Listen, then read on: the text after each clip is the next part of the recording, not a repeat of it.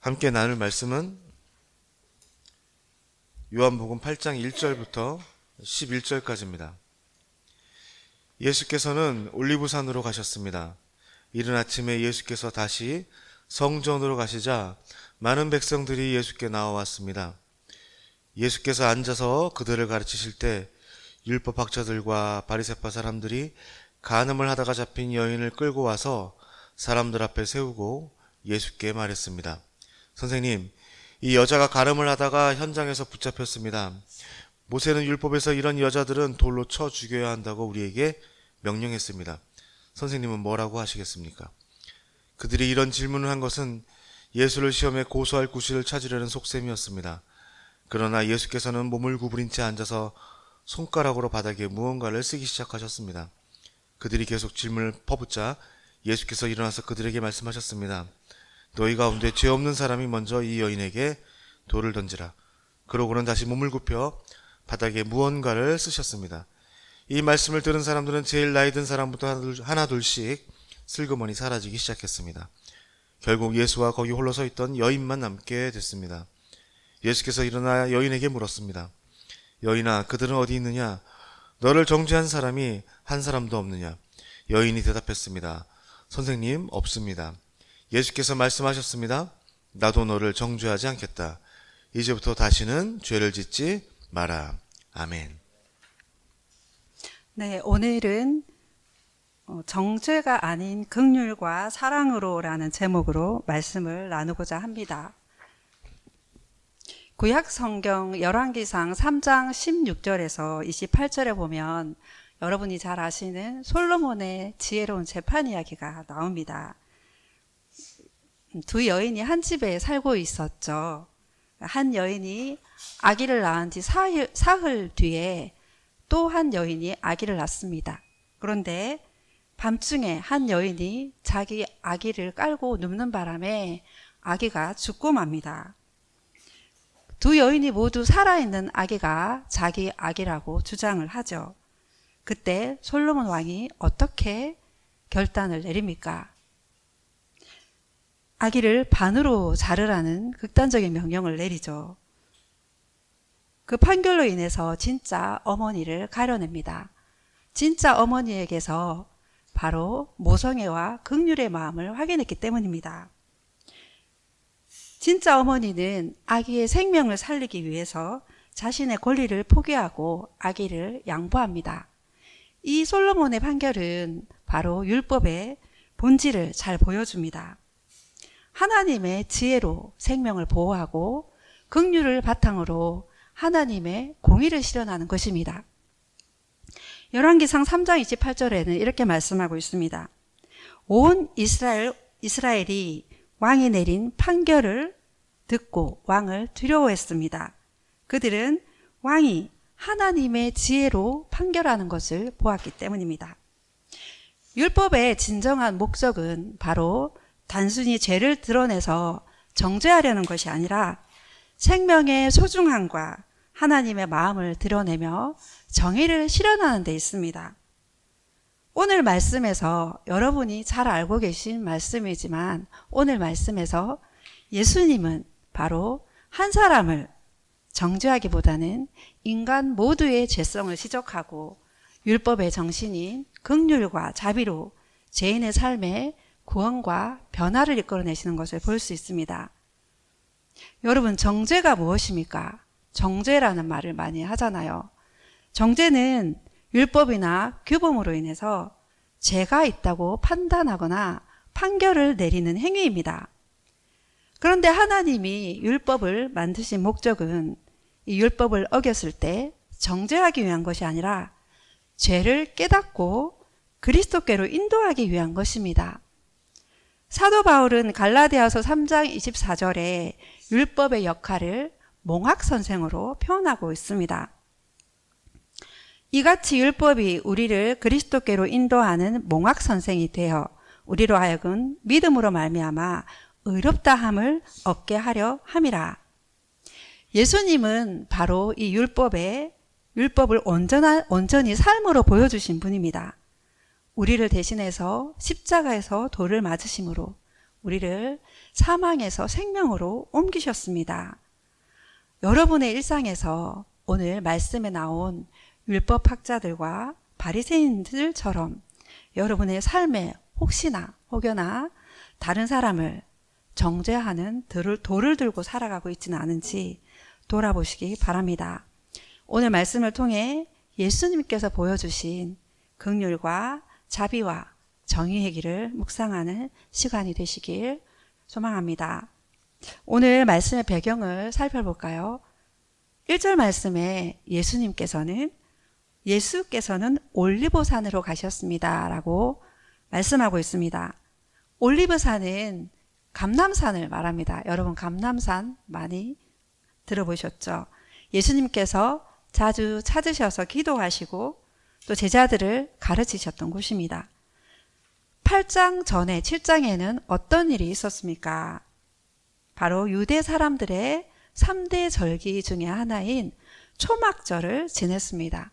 초막절은 출애굽 당시 조상들이 광야에서 하나님께서 인도하신 것을 기념하기 위해서 임시로 장막을 치고 생활을 했습니다. 매일 아침 제사장이 실로암 연못에서 물을 길러와서 제단에 물을 붓고 또 광야 생활 중에 바위에서 물이 나게 하신 것을 기념한 그런 행사를 했습니다. 그리고 초막절 마지막 날을 큰 구원의 날로 지냈습니다. 이날은 지난해의 죄를 용서받을 수 있는 마지막 사죄의 날이라고 해서 마지막 날 제단에 물을 부으면서 죄를 용서해 주신 것에 대한 감사와 그리고 은혜에 또 기뻐하며 춤을 추었던 날입니다.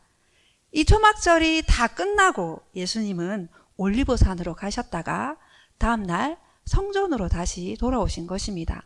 그랬을 때 많은 사람들이 무리를 지어서 성전으로 모여들죠.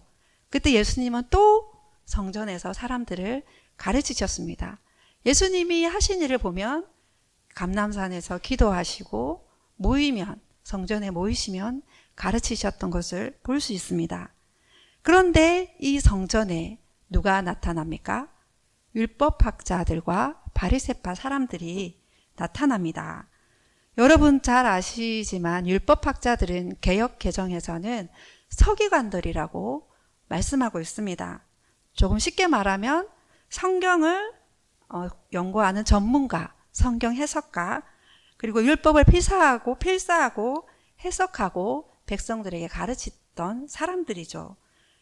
율법에 대해서 너무도 잘 알겠죠. 그리고 문장에 정확하고 전통을 잘 보존한 사람들이었습니다. 하지만 실제로는 자신들도 율법을 완벽하게 지키지는 못했습니다. 바리새파는 유대교 내에서 종교 분파 중에 한 분파입니다. 주로 평범한 시민들이 중심이었는데 유대 사회에서 경건해 보이는 사람들의 중심이었습니다. 그래서 많은 사람들로부터 존경을 받았죠. 그런데 그들의 삶은 겉모양을 중시하고 자기 의를 드러내고 율법을 통해서 사람을 정죄하는 태도를 보였습니다. 예수님은 이 율법학자들과 바리새파 사람들을 향해서 그들의 위선과 외식을 비판했습니다. 종교적인 형식에만 집중하고 율법의 진정한 정신인 정의와 자비와 신의를 무시했기 때문입니다.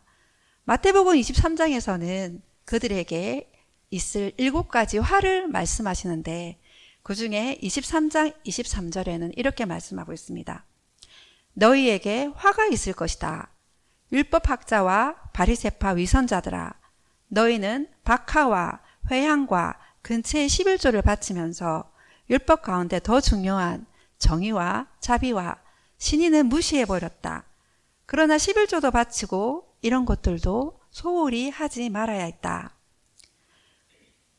율법학자와 바리새파 이 사람들이 보기에는 이 예수님이 유대교의 기존 질서와 그들의 권력을 그리고 권력의 기반을 위협하는 인물로 보았습니다. 그래서 예수님을 제거하고자 했습니다. 7장에서도 예수님을 잡고자 시도를 하였지만 실패하였습니다. 그런데 이번에는 이 여인을 데리고 성전에 나타난 것입니다. 이 여인은 간음한 여인입니다. 이 상황에서 예수님은 그들을 어떻게 대하시는지 여러분 잘 보시기 바랍니다. 우리에게 많은 또 가르침을 주고 있습니다. 우리 또한 율법이나 도덕을 내세워서 다른 사람의 허물을 고발하거나 정죄하거나 자기의를 내세우고 있지 않은지 한번 돌아보시기 바랍니다. 3절에서 6절 말씀을 다 같이 읽겠습니다. 율법학자들과 바리새파 사람들이 간음을 하다가 잡힌 여인을 끌고 와서 사람들 앞에 세우고 예수께 말했습니다. 선생님, 이 여자가 간음을 하다가 현장에서 붙잡혔습니다. 모세는 율법에서 이런 여자들은 돌로 쳐 죽여야 한다고 우리에게 명령했습니다. 선생님은 뭐라고 하시겠습니까? 그들이 이런 질문을 한 것은 예수를 시험에 고소할 구실을 찾으려는 속셈이었습니다. 그러나 예수께서는 몸을 구부린 채 앉아서 손가락으로 바닥에 무엇인가를 쓰기 시작하셨습니다. 모든 율법의 근원으로 여겨지던 7계명에는 하나님이 신성한 결혼 생활을 보호하기 위해서 간음하지 말라라고 출애굽기 20장 14절에 말씀하고 있습니다. 간음한 여인에 대해서 신명기 22장 22절에서 24절에도 이렇게 말씀하십니다. 제가 읽어드리겠습니다. 만약 한 남자가 다른 남자의 아내와 잠자리를 같이 한 것이 밝혀지면 그 남자와 여자는 죽여서 그런 악한 사람들을 이스라엘에서 제거하여라. 만약 한 남자가 어떤 약혼한 처녀를 성 안에서 만나게 돼 함께 잤다면 너는 그들 모두를 그 성문 앞으로 데려가 돌로 쳐 죽여라. 그 여자는 성 안에 있는데도 도와달라고 소리 지르지 않았고 그 남자는 다른 남자의 아내를 범했기 때문이다. 너는 그 악한 사람들을 너희 가운데서 제거하여라. 그들이 이 여인을 율법에 비추어 보았을 때 어떻게 해야 될지 너무도 잘 알고 있었어요. 그들은 앞서 말씀드렸던 것처럼 율법 전문가들이었습니다. 돌을 이미 들고 돌을 던질 준비를 하고 있었습니다. 그런데 굳이 예수님께 이 여인을 데리고 와서 질문을 하는 이유가 무엇입니까? 6절 말씀 상반절에 말씀하고 있습니다. 같이 읽어볼까요? 그들이 이런 질문을 한 것은 예수를 시험에 고소할 구실을 찾으려는 속셈이었습니다. 그들의 진짜 속마음은 이 여인의 죄를 정죄한 것도 있지만 율법을 통해서 자신의 의로움을 과시하고 예수님을 시험에서 고발하기 위한 것이었습니다. 정말로 그들이 율법의 정신을 알고 있었다면 이 여인이 죄를 범하기 전에 그 죄를 짓지 않도록 도왔을 것입니다. 그런데 그들은 이 여인이 죄를 짓도록 방조하고 죄를 짓고 난 이후에 여인을 데리고 온 것입니다. 이들이 진짜 의도했던 것은 예수님을 난처하게 만들어서 고소를 하고자 하는 것이었습니다. 그 질문이 무엇입니까? 선생님은 뭐라고 하시겠습니까? 이 질문에 대해서 다양한 대답을 기대했겠죠. 예를 들어서 여인을 용서하라고 하시면 모세 율법을 지키지 않았다고 정죄를 하겠죠. 모세 율법에 따라 돌을 던지라고 하시면 예수님을 특별하게 생각했던 사람들이 혼란에 빠지겠죠. 그 당시 예수님은 사랑과 생명을 강조하셨던 분입니다. 죄인들의 친구이셨습니다. 그런데 이런 결정을 내리시면 예수님에 대해서 혼란을 가지겠죠. 그리고 또 예수님이 돌로 쳐서 죽이라고 하면 그 당시 로마 정부의 허락 없이 독립적으로 사람을 죽이라고 한 것에 대한 살인 교사죄로 로마 당국에 고소가 될 것이었습니다. 이 율법학자들과 바리새파 사람들은 이런 대답을 기대했을 테지만 예수님은 어떻게 반응하십니까? 여러분 어떻게 반응하십니까? 말씀을 6절 하반절 말씀입니다. 그러나 예수께서는 몸을 구부린 채 앉아서 손가락으로 바닥에 무엇인가를 쓰기 시작하셨습니다. 바로 대답하지 않으셨습니다. 침묵하셨습니다. 그리고 바닥에 무엇인가를 쓰기 시작하셨습니다. 예수님께서 무엇을 쓰셨는지는 성경에 정확하게 기록이 되어 있지 않지만 무엇을 쓰셨는지가 중요한 것이 아니라 왜 이러한 행동을 하셨는가입니다. 아마도 기도하면서 하나님께 지혜를 구하고 계셨을지도 모릅니다. 예수님은 다른 곳에서도 손이라는 표현을 사용하셔서 신적인 권위를 나타내셨습니다. 누가복음 11장 21절에서는 이렇게 말씀합니다. 그러나 내가 하나님의 손가락을 힘입어 귀신들을 내쫓는다면 하나님 나라가 이미 너희에게 온 것이다. 시내산에서 두 돌판을 새길 때도 하나님께서 하나님의 손으로 쓰인 것입니다. 출애굽기 32장 16절입니다. 이 두 개의 판은 하나님께서 만드신 것으로 거기 쓰여 있는 것은 하나님께서 판에다 새기신 것입니다. 예수님은 그들의 질문에 감정적으로 대응하지 않고 기도와 침묵 속에서 하나님의 지혜로 상황을 바라보셨습니다. 그러니까 이 율법학자들과 바리새파 사람들이 마음이 다급해지죠. 그래서 어떻게 합니까? 대답을 재촉합니다. 그래서 예수님은 몸을 일으키시고 그들을 향해 대답하십니다. 8마디를 하십니다. 이 장면에서 예수님이 딱 하신 말씀은 이 8마디입니다. 그런데 이 8마디가 놀라운 변화를 가져옵니다. 7절 말씀 한번 같이 읽겠습니다. 시작. 퍼붓자 예수께서 일어나서 그들에게 말씀하셨습니다. 너희 가운데 죄 없는 사람이 먼저 이 여인에게 돌을 던지라. 계속해서 질문을 퍼붓자 땅에 글씨를 쓰시던 예수님께서 일어나셔서 말씀하시죠. 선포하시죠. 선언하시죠. 너희 가운데 죄 없는 사람이 먼저 이 여인에게 돌을 던지라. 예수님은 율법에 써여 있는 대로 말씀하셨어요. 하지만 그 전제가 있었습니다. 너희 가운데 죄 없는 사람. 이 죄 없는 사람은 헬라어로 아나마르테토스라고 하는데 범죄할 가능성이 전혀 없을 뿐만 아니라 실제로 죄를 범하지 않은 상태를 말합니다. 욕망으로부터 완전히 벗어난 무지한 사람입니다. 예수님께서 왜 이렇게 말씀하셨을까요? 너희 가운데 죄 없는 사람. 그 무리들 가운데 죄 없는 분은 예수님밖에 없었습니다. 이미 예수님은 이 율법학자들과 바리새파 사람들이 이 여인을 정죄할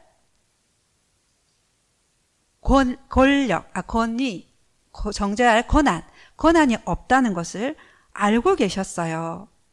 그래서 이렇게 말씀하신 것입니다. 예수님께서 이렇게 말씀하시자 놀라운 일이 일어납니다. 성령의 역사가 일어납니다. 많은 사람들, 거기에 있는 모든 사람들이 양심의 가책을 느끼고 들고 있던 돌을 하나씩 떨어뜨립니다. 나이 많은 사람부터 그렇게 합니다. 여인을 향해서 돌을 들고 있는 사람들은 하나님 앞에 모두 죄인이며 아무도 남을 정죄할 자격이 없다는 것을 예수님께서 깨닫게 하신 것입니다. 그곳에는 사람들이 다 떠나고 여인과 예수님만 남게 되었습니다. 10절, 11절 말씀 다 함께 읽겠습니다. 예수께서 일어나 여인에게 물으셨습니다. 여인아, 그들은 어디에 있느냐? 너를 정죄한 사람이 한 사람도 없느냐? 여인이 대답했습니다. 선생님, 없습니다. 예수께서 말씀하셨습니다. 나도 너를 정죄하지 않겠다. 이제부터 다시는 죄를 짓지 마라. 아멘. 예수님은 여인의 죄를 벌하지 않고 용서하셨습니다. 그리고 용서에서 끝나는 것이 아니라 이 용서를 바탕으로 과거의 잘못을 반복하지 않고 새로운 삶을 살 수 있도록 권고하십니다. 바로 사랑과 자비와 정의를 실현하고 계신 것입니다. 우리는 모두 정죄받을 수밖에 없는 사람들이죠. 하지만 아무런 죄가 없으신 예수님께서 십자가에서 우리 대신 돌을 맞으셨습니다. 예수님은 그 일을 위해서 이 땅에 오셨고 삶으로 우리에게 보여주셨습니다. 예수님도 우리를 정죄하지 않으시는데 우리는 내 손에 얼마나 많은 돌을 들고 살아가고 있습니까? 내가 죄인인데 말입니다. 상대방에게 돌을 던진다는 것은 죄를 정죄하고 판단하는 행위를 한다는 것입니다. 눈에 보이는 돌만 돌이 아닙니다. 우리의 말과 글, 시선, 무관심, 냉정함이 바로 우리의 가까운 가족에게, 이웃에게, 우리가 속한 공동체에 상처를 줄 수 있습니다. 남편과 금요일마다 기도 모임을 하는데 이 말씀을 가지고 남편도 나누고 저도 나누었습니다. 그래서 설교를 준비하면서 깨달은 말씀을 저도 나누는데 남편이 저에게 그런 말을 했습니다. 그런데 미영 목사는 왜 나에게 돌을 던져? 라고 말을 했습니다. 그것도 한 달에 한 번씩 똑같은 주제로 돌을 던져라고 했습니다. 그래서 제가 주로 돌을 던지는 부분은 시댁일입니다. 시댁일인데 돌아서면 많이 부끄러워요, 제 자신이. 그래서 회개하고 남편에게 하나님께도 용서를 구하고 남편에게 사과를 하는데 내가 상대방을 비난하면서 내가 의로운 것처럼 돌을 던지고 있었구나라는 것을 많이 깨닫습니다. 여러분도 다 이야기 나눌 수 없지만 또 오늘 하루 또 한 주를 사시면서 상대방에게 돌을 던지려고 했던 대상이 있지는 않았습니까? 비난의 돌, 혐오의 돌, 신념의 돌, 선입관의 돌, 편견의 돌. 어쩌면 이 돌들을 우리가 아무도 모르게 감추고 살아갈 수도 있습니다. 그래서 딱 시기가 맞았을 때 그 돌을 던지고 있지는 않습니까? 그 상황에서 침묵하시기 바랍니다. 하나님께 지혜를 구하시기 바랍니다. 반대로 누군가가 여러분을 향해서 돌을 던져서 내가 그 돌을 맞고 살아가고 있지는 않습니까? 그래서 상처받고 인간관계가 힘들고 낙심 가운데 있지 않습니까? 저는 세상 가운데 살아가면서 1년 내내 돌을 맞았습니다. 그것은 냉정함의 돌이었습니다. 처음에는 그것이 힘들어서 저 자신을 막 노력을 하려고 했지만 나중에는 침묵하게 되더라고요. 그리고 그 상대방을 쳐다보는데 불쌍한 마음이 느껴지더라고요. 그래서 이것이 하나님의 마음이라는 생각이 들었습니다. 바로 예수님의 모습을 묵상하시기 바랍니다. 적극적으로 반응하지 않고 멈추는 침묵, 판단 대신에 이해하는 마음, 그리고 자비와 용서와 정의를 이루는 삶이 돌을 내려놓는 실천입니다. 누군가 나에게 돌을 던지려고 할 때, 그리고 내가 누군가에게 돌을 던지려고 할 때 내가 예수님으로부터 얼마나 큰 은혜를 받은 사람인지 날마다 기억하시기 바랍니다. 내가 손에 쥔 돌을 내려놓고 그 사람의 아픔과 상황을 헤아리는 긍휼의 마음을 채우시기 바랍니다. 예수님께서는 우리에게 정죄가 아닌 긍휼을 가르치셨습니다. 우리가 누군가를 향해서 손가락질할 때 그리고 비난할 때 그 세 손가락은 바로 나 자신을 향하고 있다는 것을 기억하시기 바랍니다. 내가 베푼 긍휼과 사랑이 또한 예수님처럼 한 사람의 인생을 변화시킨다는 것을 알고 그렇게 정죄가 아닌 긍휼과 사랑으로 여러분의 삶을 채우셔서 한 사람을 변화시키는 일주일의 삶 되시길 주님의 이름으로 축원합니다. 아멘. 기도하시겠습니다. 사랑의 하나님 감사합니다. 허물 많은 우리를 있는 모습 그대로 사랑하시고 아낌없이 우리를 위해서 생명을 내어주심을 감사합니다. 예수님의 그 희생으로 우리가 사망에서 생명으로 구원받은 큰 은혜를 입은 사람인 것을 날마다 잊지 않게 하여 주옵소서. 율법의 정신을 온전히 이해하시고 몸소 긍휼과 자비와 정의로 모든 사람을 대하셨던 것처럼 우리가 만든 신념과 편견과 선입관으로 다른 사람의 죄를 판단하지 않고 오직 긍휼과 사랑으로 우리를 채워가게 하여 주옵소서. 무엇보다 우리가 베푼 긍휼과 사랑이 한 사람의 인생을 변화시키는 예수님의 길을 따라가는 일주일의 삶 되길 소망합니다. 주 예수 그리스도의 은혜와 하나님의 사랑하심과 성령의 교통하심이 긍휼과 사랑으로 삶을 채워가기를 결단하는 모든 성도님들의 삶 가운데 한 영혼이 새롭게 변화되고 하나님의 은혜가 풍성히 채워지는 일주일의 삶 되길 주님의 이름으로 축원하옵나이다. 아멘.